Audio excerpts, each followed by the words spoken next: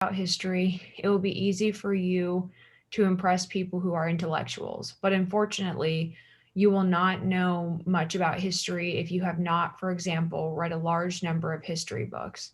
Therefore, if you are not well versed in history due to a lack of reading, it will not be easy for you to impress people who are intellectuals.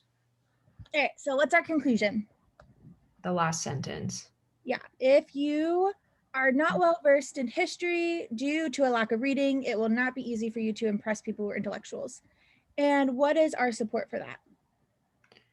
That, for one, is that if you know a lot about history, you impress people who are intellectuals. That's the first one. And then two, you will not know much about history if you have not read a large number of books. All right, so if you have not read a large number of books, so I'm going to say not books, then you won't know a lot about history. And then our conclusion is saying that if you are not well versed in history, it will not be easy for you to impress intellectuals. Well, the first way, I always naturally diagram when I'm teaching, but you don't have to think about this. What is this argument assuming or taking for granted? Well, for one, it's assuming that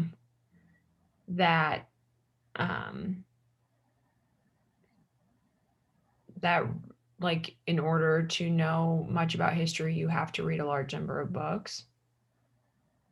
Yeah. Or And what about and trusting people who are intellectuals? What are they assuming? that there's no other way for you to impress people who are intellectuals. Yeah. Like, couldn't there be other ways other than just reading a large number of history books to impress intellectuals? Mm-hmm. Excellent. All right, so go ahead and start with A. Okay.